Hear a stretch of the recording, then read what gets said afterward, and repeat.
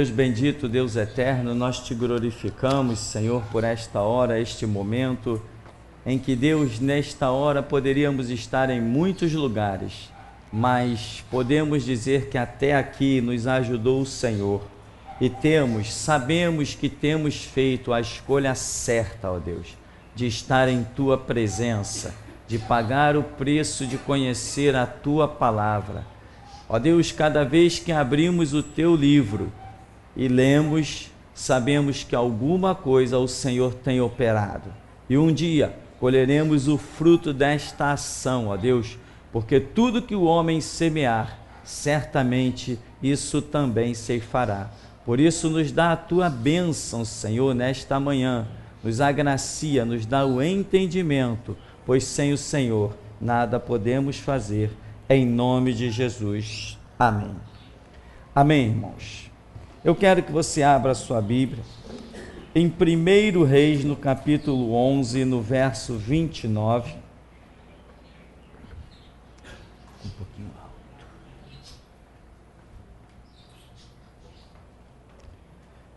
E nós vamos continuar a falar e observar a questão da operação de Deus no que diz respeito à sua justiça. Não existe nenhum ato de injustiça sobre a terra que não seja cobrado. Não existe nenhum ato de injustiça. E muitas vezes nós achamos que atos de injustiça não estão sendo cobrados, ou pior ainda, pessoas que não têm ideia do julgamento futuro de Deus, acreditam até que atos de injustiça nunca serão cobrados.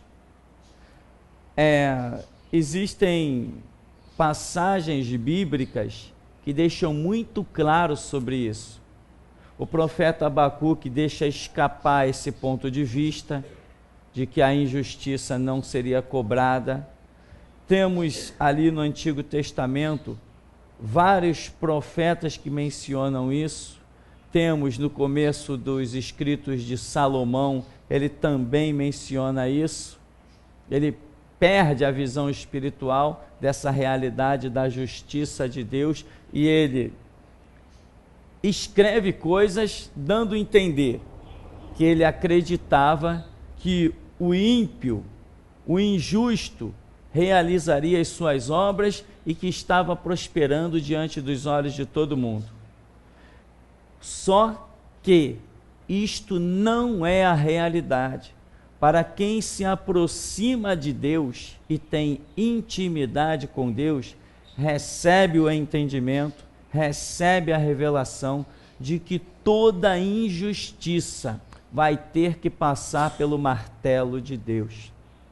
E não interessa se os meus olhos vejam isso ou se não vejam, ela vai ter que passar pelo martelo de Deus. Toda injustiça terá o seu julgamento diante do Todo-Poderoso. Porque desde a criação, quando Deus nos pôs sobre essa terra, já deixou palavras de juízo entregue. O primeiro homem, Adão, recebeu uma palavra de juízo.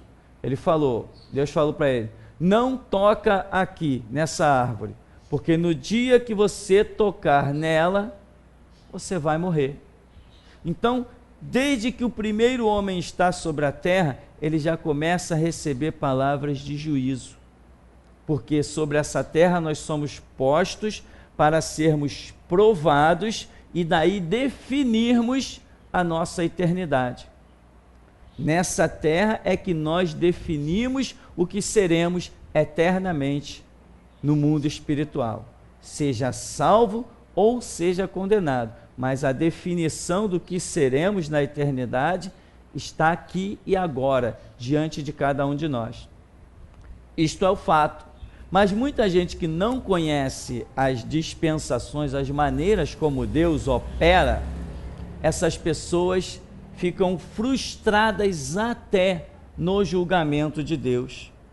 Muita gente morreu sem ver a justiça de Deus e acreditou que não houve justiça. E nós vamos ver alguns detalhes aqui, só para você ter uma ideia do que eu estou falando. Desde que Amaleque, os amalequitas, desde que os amalequitas foram por trás do povo de Israel e mataram crianças, mataram jovens despreparados, mataram idosos quando eles saíram da terra do Egito, desde que Moisés tirou o povo e esse fato covarde aconteceu, até que Deus levantasse Saul para ir lá e exterminar os amalequitas, passaram-se mais de 100 anos. Ou seja, praticamente toda a geração que viveu lá aquela época, sendo um testemunho ocular daqueles fatos, praticamente toda aquela geração morreu sem ver Deus exercer justiça contra os amalequitas. E, no entanto, depois de mais de 100 anos, Deus levanta Saul e diz assim: foi para isso que eu te levantei, vai lá exterminar os amalequitas. Quem poderia imaginar uma coisa dessa? De Moisés passou Josué, Juízes, Ruth, entrou o tempo dos reis, entrou o tempo de Samuel, até Saul vir ser levantado rei, para Deus virar para Saul no presente e mandá-lo olhar para o passado. Vai lá exterminar os amalequitas. Mas quantos israelitas, quantos judeus já haviam morrido dizendo: eu não vi a justiça de Deus contra os amalequitas. Mas eu te pergunto, ela aconteceu? A justiça de Deus não acontece para exibição aos nossos olhos, acontece para saciá-lo a si mesmo. Deus não faz justiça para saciar a mim com exclusividade. Não, Deus faz justiça nos padrões dele e não nos meus, Eu vejo a justiça de Deus, sim, mas pode ser que em algumas coisas eu não veja. Mas uma coisa eu tenho que saber, que ela vai incorrer, ela vai existir, porque a justiça divina não pode falhar, não pode faltar, E tanto que quando se manifesta para Abraão, no começo da história, Deus diz logo: não faria justiça o grande juiz de toda a terra? Não foi isso que o anjo do Senhor conversa com Abraão? Não faria justiça o grande juiz de toda a terra? E nós queremos ver aqui, neste seminário, a justiça divina, para despertar a nossa confiança em Deus e descansar o nosso ânimo, porque nada vai escapar do martelo de Deus. Então, 1 Reis 11, 29, diz assim: sucedeu nesse tempo que, saindo Jeroboão de Jerusalém, o encontrou o profeta Aías, o silonita, no caminho. Este se tinha vestido de uma capa nova, e estavam sós os dois no campo. Aías pegou na capa nova que tinha sobre si, rasgou-a em 12 pedaços e disse a Jeroboão: toma 10 pedaços, porque assim diz o Senhor Deus de Israel: eis que rasgarei o reino da mão de Salomão e a ti darei 10 tribos. Porém, ele terá uma tribo por amor de Davi, meu servo, por amor de Jerusalém, a cidade que escolhi, de todas as tribos de Israel, porque Salomão me deixou e se encurvou a Astarote, deusa dos Sidônios, a Quemos, deus de Moabe, e a Milcom, deus dos filhos de Amon. E não andou nos meus caminhos para fazer o que é reto perante mim, a saber, os meus estatutos e os meus juízos, como fez Davi, seu pai. porém não tomarei da sua mão o reino todo. Pelo contrário, falo-ei príncipe todos os dias da sua vida, por amor de Davi, meu servo, a quem elegi, porque guardou os meus mandamentos e os meus estatutos.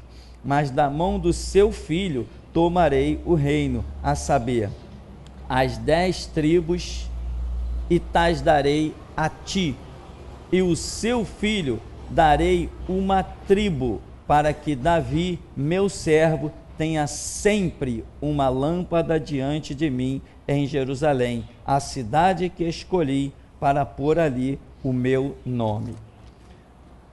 Então, o texto que diz que Salomão está reinando, mas chega a um ponto que Salomão está sendo sustentado por amor de Davi. Já não existia em Salomão absolutamente nenhum mérito para que ele estivesse de pé no reino. Ele já era digno de morte. Ora, não era a ordem de Deus exterminar os feiticeiros? Não era a ordem de Deus exterminar os idólatras?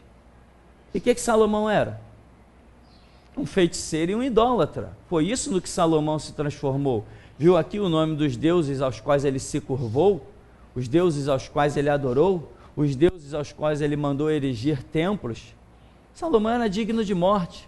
Deus vem e diz assim: a minha justiça, por amor de Davi, que já está morto, não tem nem nada mais que contemplar nesse mundo, a minha justiça faz com que Salomão fique de pé.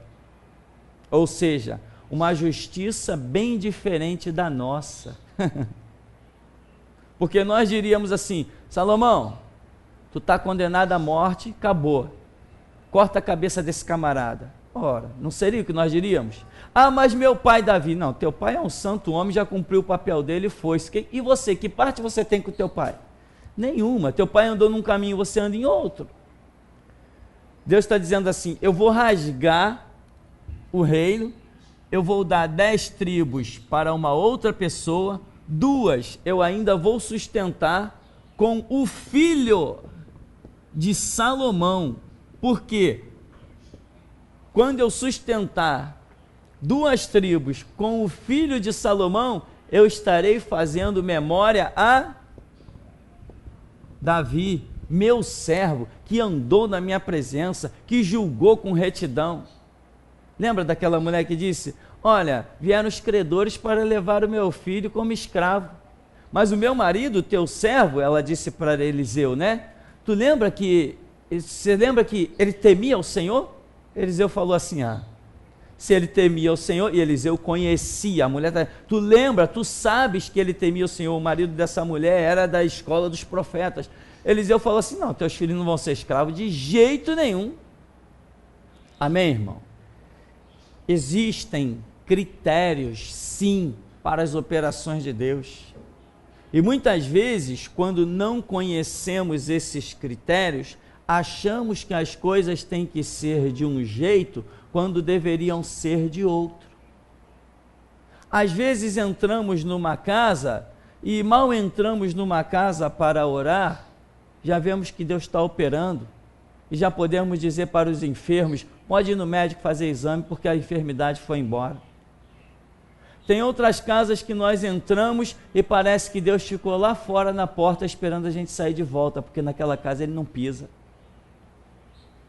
Mas nós achamos que a operação da primeira casa tem que ser a mesma operação da segunda casa. Por quê? Porque eu sou o mesmo.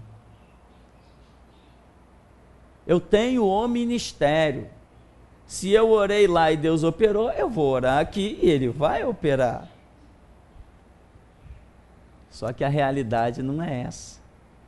Quando o Senhor Jesus disse: ide por todo mundo, pregar o evangelho, né? Quando Ele disse: vai pelas cidades, se vocês entrarem em alguma casa, saudai, dizei: paz seja nesta casa. E se houver ali alguém digno da paz, a paz repousará sobre ele. Se não houver alguém ali digno da paz, a paz voltará para vós. Mas nós achamos, menina, Talita cumi, levantou, aí eu me deparo com outro cadáver, Talita cumi, e ela vai continuar dormindo. O problema não está em mim, o problema não está no meu Deus, o problema está em cada um ser digno ou não das operações divinas. Isso é um mistério tremendo, em que muita gente já se desviou por isso. Orou aqui e Deus operou maravilhas. Orou lá, caramba. Não aconteceu absolutamente nada. E a pessoa fica confusa. Ela não sabe mais os critérios de Deus. Por que aqui eu oro, às vezes acontece, e lá às vezes não acontece, e a pessoa fica perdida. Ela tem que, primeiro de tudo, saber que ela tem que ir aonde Deus quer que ela vá. E tem que dizer, fazer, realizar o que Deus quer que realize. Às vezes aqui, menina, levanta, ó, Deus é convosco, Deus vos abençoe, está aí o filho ressurreto, beleza. Vai em outro lugar, lá está o filho, e diz assim, ó, Deus não vai curar não, porque vocês já cuspiram na cara de Deus. Vim aqui só para entregar o juízo de Deus. Isso aí não é tudo não, depois do túmulo vem coisa pior. Tem que ser o que Deus quer. Mas nós costumamos criar os nossos próprios critérios e esquecer que a justiça vem do Senhor Deus que fez os céus e a terra. Salomão, diante de Deus, eu vou perguntar mais uma vez, será que Salomão foi salvo? Um feiticeiro é salvo? Um idólatra é salvo? Quem constrói templos para os ídolos é salvo? Quem Deus está olhando está dizendo assim, esse cara só está no poder porque eu estou honrando, fazendo justiça ao nome do pai dele. Porque isso aí já era. E tem mais, eu não vou eliminar de todo o governo da linhagem de Davi por memória de Davi, meu servo que andou na minha presença. Mas eu vou fazer isso, ó, 10 tribos eu vou arrancar do domínio da linhagem de Davi e vou deixar apenas 2. Salomão seria um camarada que morreu salvo? Não nos meus conceitos, mas eu não sou o Senhor da justiça. Agora, se alguém me perguntar, Salomão foi salvo? Eu diria, eu creio que não. Eu creio que hoje Salomão está no inferno. Porque eu não conheço adoradores de Astarote, de Amon e os deuses de Moabe. Eu não conheço pessoas que adoraram essas entidades que tenham o caminho do céu aberto para si. Então, para mim, Salomão hoje está no inferno e não no céu. Mas eu posso estar errado, né? Não sou o Senhor da justiça. Pode ser que lá no céu eu tenha que olhar para Salomão e dizer assim, ô Salomão, a paz, tudo bom? Como é que vai? Mas, se depender da minha declaração hoje, o meu voto contra ele seria que nem os imperadores romanos, ó. Dedo para baixo. Não tem condição de uma pessoa que faz o que Salomão fez entrar no céu. Mas, graças a Deus, eu não sou Deus. Então, irmão, você vê como Deus, na sua justiça, faz menção a quem lhe serviu e foi fiel. E eu costumo sempre dizer assim, meu irmão, você quer deixar um grande patrimônio para os seus filhos? Quer deixar uma grande herança para os seus filhos? Deixe os seus passos de justiça, fidelidade e santidade na presença de Deus, que Deus vai alcançar os teus filhos. Eu tenho orado por tantos, e tenho orado, vocês sabem, eu tenho um filho que não convive comigo. Eu tenho orado, Deus, se revela a ele, porque tu sabes que eu ando na tua presença. E tantas outras coisas que Deus falou ao longo da caminhada, eu faço menção dessas coisas, porque qual de nós não quer ver toda a nossa casa cultuando ao Deus vivo? E ontem eu estive com o meu filho, e na semana passada ele levou daqui da sala, ele mesmo, não fui eu que ele mesmo virou para mim e eu me assustei quando ele virou para mim lá embaixo, ele falou assim, pai, deixa eu levar o livro do Ivan. Falei, ué, levar o livro do Ivan? Falei, tá, vamos lá em cima buscar. Passei para ele o livro do Ivan. E ontem ele estava comentando comigo que ele levou o livro para a escola para ler no recreio. E ele falou que não conseguia ler porque estava muito barulho. Criançada toda falando, né? Ele falou, tinha muito barulho e ele não conseguia ler. E ele falou, de repente, era como se alguém tivesse baixado um volume. O som do pátio, o som todinho, baixou. Diminuiu aquele som e ele se concentrou no livro e começou a ler ali o livro do Ivan. O jovem soviético que foi assassinado pelo exército soviético. Acho que todos aqui já leram esse livro. E ele falou assim, e quando eu estava lendo o livro, o volume tinha baixado do som da voz de todo mundo, de repente veio um vento e me envolveu. Um vento me envolveu, mas eu não fiquei com medo. Eu fiquei com muita paz. Meu filho tem 14 anos. Eu fiquei com muita paz. E não tive medo. Ele falou, não tive medo. Porque eu acho que ele falou, não tive medo, porque aqui, quando ele ouve falar que anjos estão passeando, que anjos estão em tal lugar, que foi visto uma figura não sei aonde, ele fica meio apavorado, ele tem medo de passar pela escada, por isso, por aquilo. Ele falou, esse vento me envolveu e eu não tive medo, e aquele vento ficou à minha volta, eu não tive medo, e de repente eu senti uma mão que tocou no meu braço. E ele falou isso já meio em lágrimas. E eu ouvi a experiência, fiquei na minha e eu guardei no meu coração. Deus ouve as nossas orações e honra a nossa fé. Mesmo que meu filho esteja distante, longe de mim, eu não possa fazer muitas coisas, mas o nosso Deus é o Deus que salta todas as barreiras e todos os obstáculos. Amém, meu irmão? E o que nós mais ansiamos é declarar, eu e a minha casa servimos ao Senhor. Todos nós queremos declarar isso. Então, irmão, Deus vai honrar a sua fé. Mas a pergunta é, você realmente tem fé? Né? Deus vai honrar a sua vida de santidade. Mas a pergunta é, você realmente tem santidade? Deus vai abençoar a tua descendência, mas realmente você guarda os mandamentos de Deus? Então, vamos observar um segundo detalhe sobre a justiça de Deus em 1 Reis, mais aí na frente, o capítulo 13. Você conhece o texto, nós vamos pegar do verso 7. 1 Reis, no capítulo 13, no verso 7. Diz: Disse o rei ao homem de Deus: Vem comigo à casa e fortalece-te, eu te recompensarei. Porém o homem de Deus disse ao rei: Ainda que me desse metade da tua casa, não iria contigo, nem comeria pão, nem beberia água neste lugar, porque assim me ordenou o Senhor pela sua palavra, dizendo: Não comerás pão, nem beberás água, e não voltarás pelo caminho por onde foste. E se foi por outro caminho, e não voltou pelo caminho por onde viera a Betel. Morava em Betel um profeta velho. Vieram seus filhos e lhe contaram tudo que o homem de Deus fizera aquele dia em Betel, as palavras que dissera ao rei. Contaram-nas a seu pai. Perguntou-lhes o pai por que caminho se foi, e mostraram-lhes o caminho por onde fora o homem de Deus que viera de Judá. Então disse a seus filhos: albardai-me um jumento. Albardaram-lhe o jumento, e ele montou.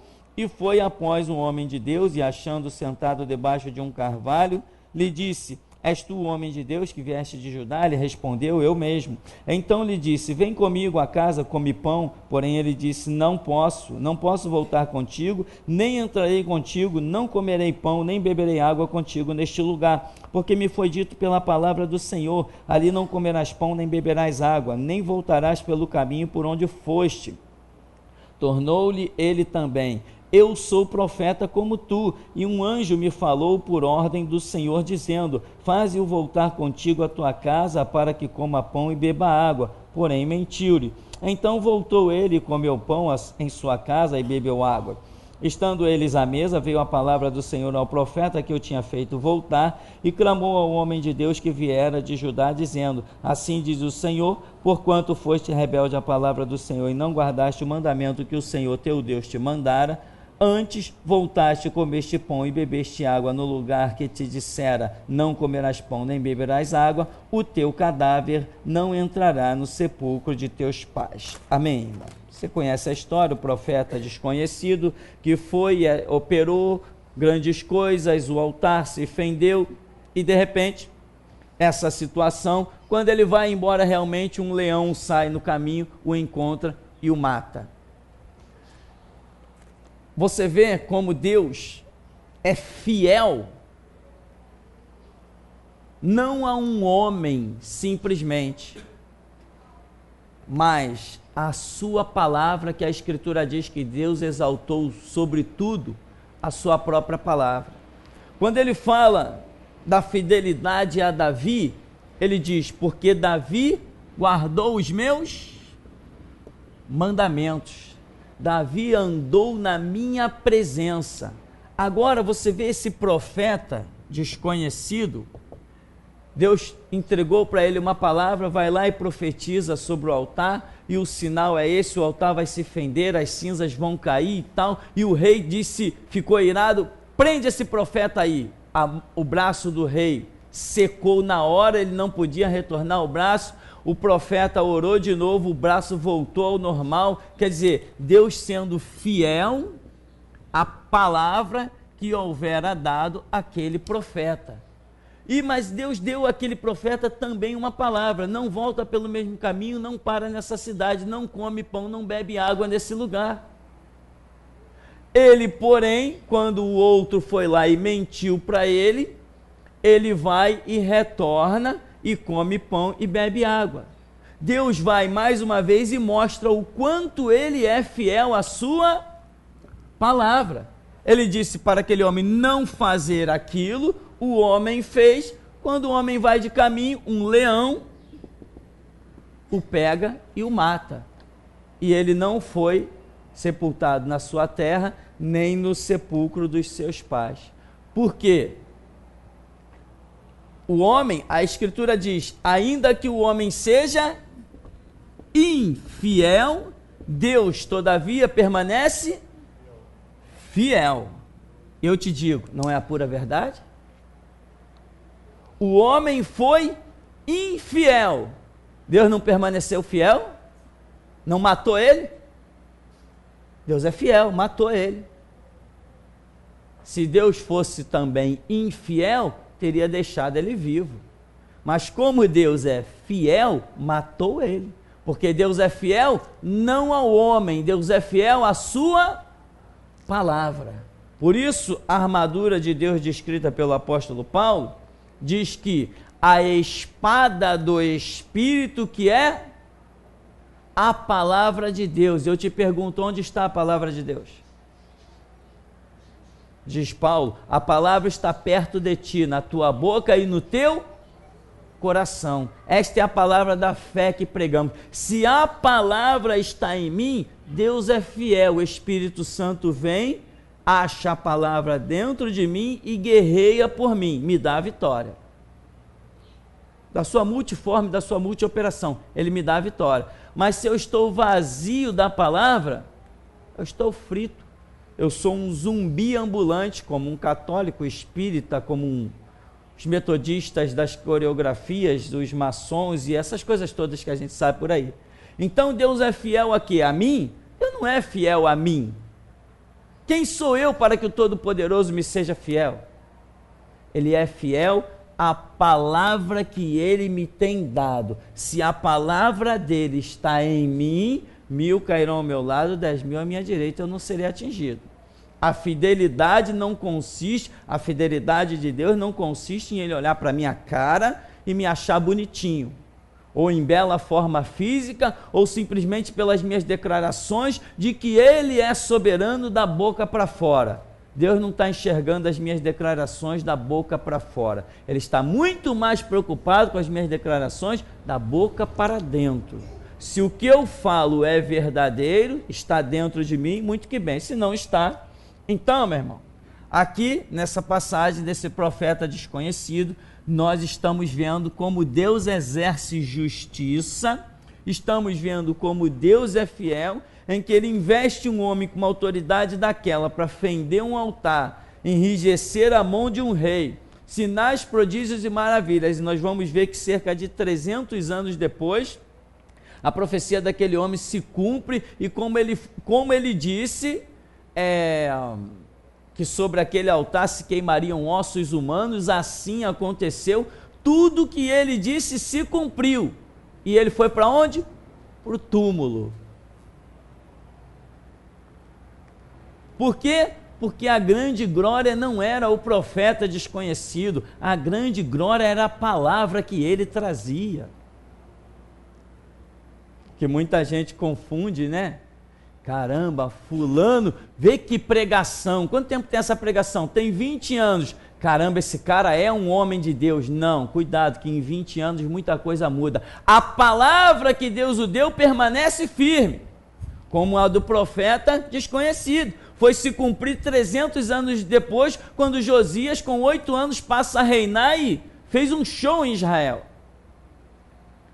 A palavra de Deus permaneceu fiel, mas o homem que levou a palavra, esse não permaneceu fiel. A palavra de Deus dada a Salomão: Salomão, pede-me o que tu quiseres.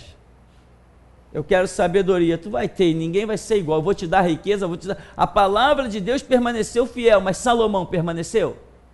Não. E hoje tem muita gente olhando para pregações de DVDs e CDs e coisas da mídia, da internet, e olhando para muita gente dizendo: ali está um homem de Deus. Não, ali esteve um homem de Deus. A palavra permanece. E quanta gente já se confundiu por isso. Muita gente já se confundiu por isso. Porque está olhando para a palavra de Deus dada por um homem no passado e não está sabendo discernir o que é o homem no presente. Aqui nós vamos ver mais um detalhe. Em 1 Reis, ainda aí no capítulo 17,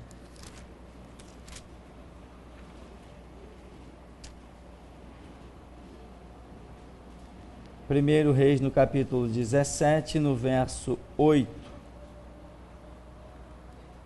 diz: Elias e a viúva de Sarepta. Então lhe veio a palavra do Senhor, dizendo: dispõe-te, vai a Sarepta, que pertence a Sidom, e demora-te ali, onde ordenei a uma mulher viúva que te dê comida. Então ele se levantou-se e foi a Sarepta. Chegando à porta da cidade, estava ali uma mulher viúva apanhando lenha.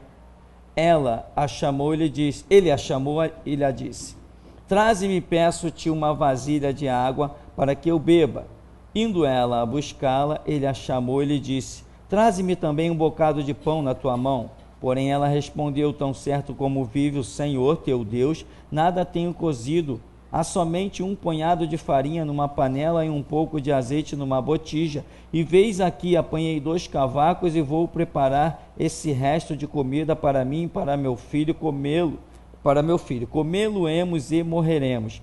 Elias lhe disse: não temas, vai e faz o que disseste, mas primeiro faze dele para mim um bolo pequeno e traze-mo aqui fora. Depois farás para ti mesma e para teu filho, porque assim diz o Senhor, Deus de Israel: a farinha da panela não se acabará, o azeite da botija não faltará, até o dia em que o Senhor fizer chover sobre a terra. Foi ela e fez segundo a palavra de Elias. Assim comeram ela e sua casa muitos dias. Da panela a farinha não se acabou, da botija o azeite não faltou, segundo a palavra do Senhor por intermédio de Elias. O que nós vemos aqui? A fidelidade de Deus à sua palavra? Sim, mas tenta entender o esquema, a situação, o cenário, o caos, o quanto aquela mulher precisou exercer fé, em que ela diz assim: o que tem é para eu e meu filho, para a gente durar mais um dia, porque depois já era. Aí vem alguém e diz assim: não, isso que tu tem aí para a tua última refeição, tua e do teu filho, dá para mim. Certamente, quando ela disse isso, houve uma ação do Espírito Santo. A Bíblia não diz se essa mulher conhecia Elias ou não. Pelo deslocamento que Elias está tendo, talvez ela nem conhecesse Elias. Mas, quando Elias fala, a ação do Espírito Santo toca nessa mulher. E ela se deixa convencer por essa ação do Espírito Santo. E ela credibiliza a palavra, que é a palavra de Deus. Quando ela comete aquela loucura de fazer o que tinha que fazer, o bolo e levar a água, etc., para Elias, aí ela foi e passou a desfrutar da poderosa mão de Deus. Deus exerceu uma justiça em favor dela tremenda, que enquanto todo mundo estava lá na maior dificuldade, que nós vemos que nesse período houve uma dificuldade fora do comum, a fome se tornou extrema, a sede se tornou extrema, o gado em Israel estava realmente morrendo, tinha mulheres ao ponto de já estar lá em situações horripilantes, cozinhando o próprio filho lá dentro dos cenários de Israel. Já tinha mulher, a fome se tornou tão extrema que a lógica do pensamento foi-se embora. As pessoas já não tinham uma razão como deveria ter, já estavam cozinhando, a Bíblia narra isso, os próprios filhos. Tanto que reis já tinham dito assim: tenho que achar Elias, que eu quero matar esse cara. Por quê? Porque foi Elias que profetizou: não vai haver chuva segundo a minha palavra. Então estava todo mundo culpando Elias, e os reis estão caçando Elias para o matar. Até que quando Elias se apresenta, diz assim: vocês não são 450 profetas de Baal? Vamos para o Monte Carmelo.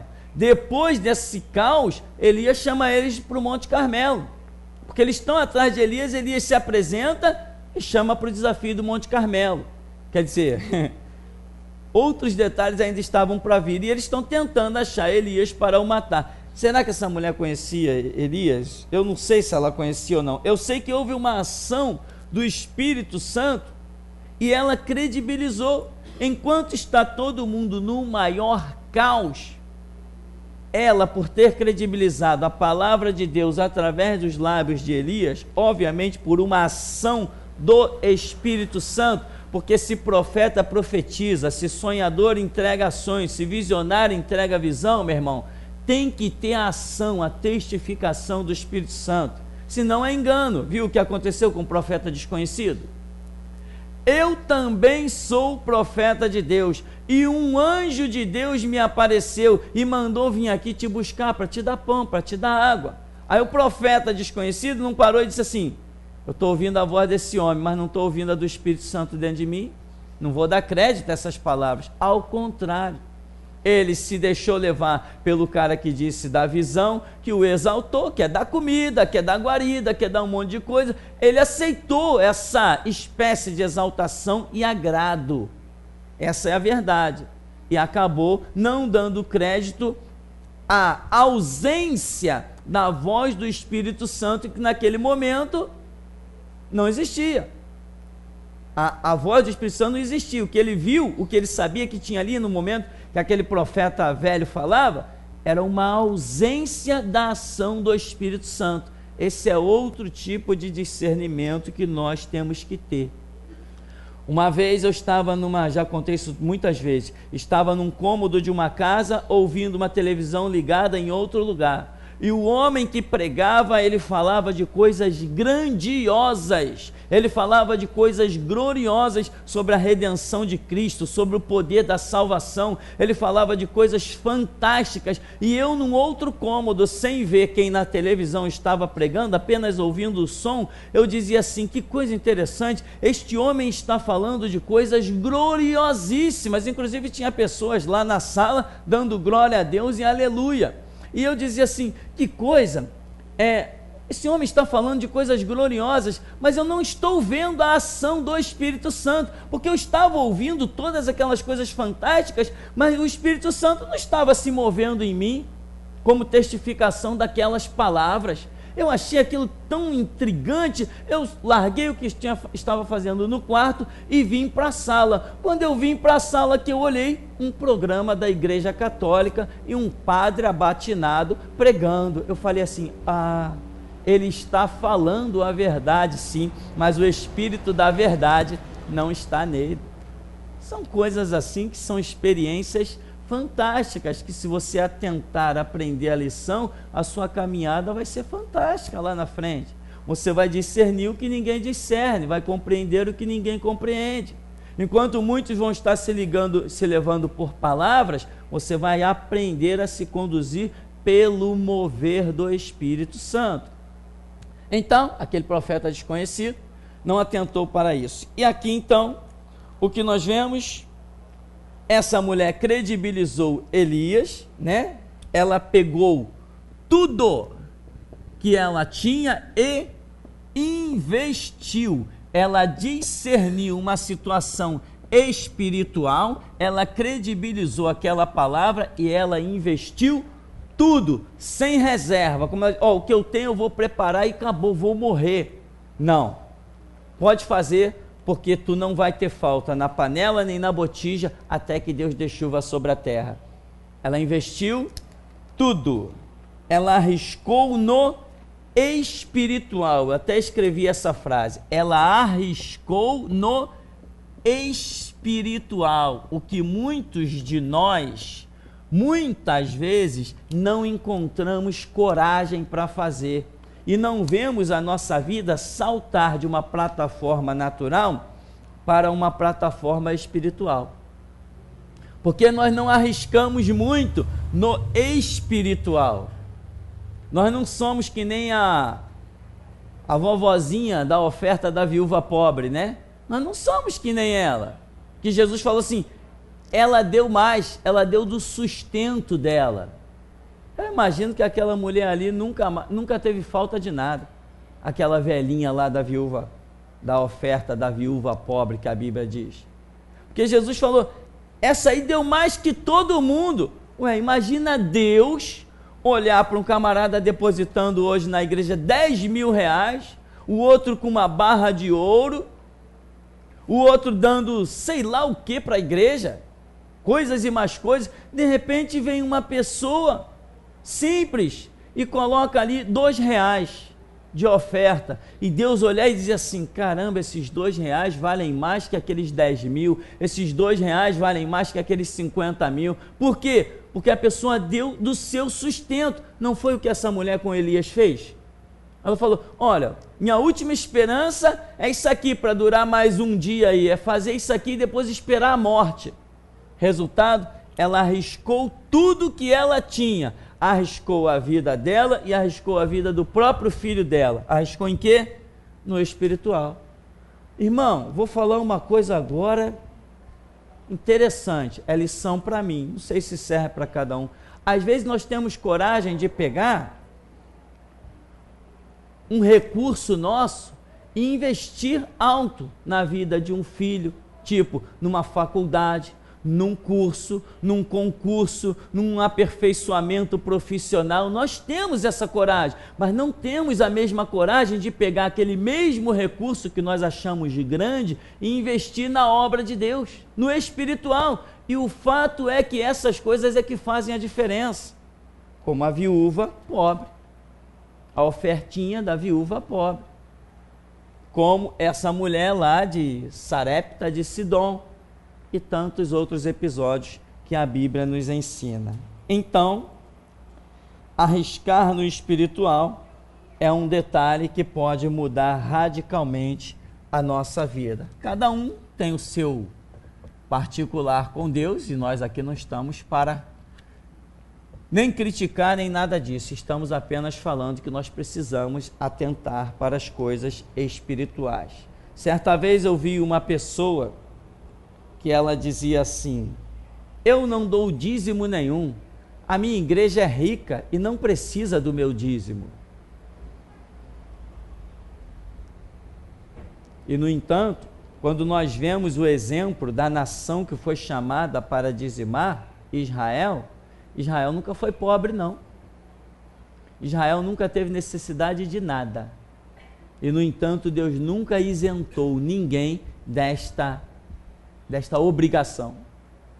E eu ouvi uma pessoa que fazia seminário comigo na época, não era da mesma igreja, era de outra, e ela dizia: eu não dou dízimo nenhum na igreja. A minha igreja é muito rica, a minha igreja não precisa do meu dízimo. Uma coisa ela estava certa, que a igreja dela não precisava do dízimo dela. Mas outra coisa, ela não tinha entendimento, que ela não estava cumprindo os decretos de Deus. E um dia, ela não ia poder esperar nas bênçãos concernentes a este detalhe.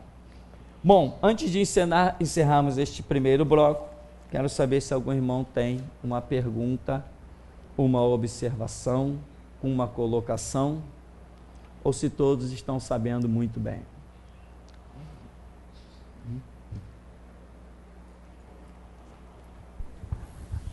Uma colocação na questão da fidelidade de Deus agir na vida da pessoa foi semelhante ao que aconteceu a Josué, quando Josué estava colocando o povo de Deus em Canaã, e conquistando, e de repente ele manda um grupo tomar a cidade de Ai, e não acontece a operação de Deus, o povo volta derrotado e vai consultar a Deus. Josué consulta a Deus e Deus diz o que estava acontecendo na nação, que era o anátema, né?